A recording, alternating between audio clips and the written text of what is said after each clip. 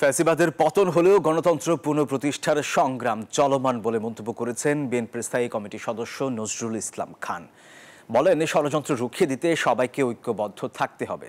সোমবার doctors association of Bangladesh ড্যাব আয়োজিত ইফতার মাহফিলে অংশ নিয়ে তিনি এসব কথা বলেন।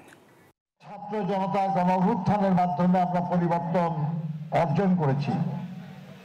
লড়াইয়ের শেষ পর্যায়ে এদেশের সচেতন ছাত্র সমাজের ভূমিকা আমরা অত্যন্ত গুরুত্ব দিয়ে স্মরণ করি, কিন্তু এই লড়াইয়ের বিজয়, এই অর্জন সারা দেশের সব মানুষের। ফ্যাসিবাদের পতন হয়েছে, কিন্তু গণতন্ত্র পুনঃপ্রতিষ্ঠার চেষ্টা আমাদের চালিয়ে যেতে হবে। এই ব্যাপারে যে কোনো ষড়যন্ত্র, যে কোনো অপচেষ্টা রুখে দেওয়ার জন্য আমাদের ঐক্যবদ্ধ থাকতে হবে।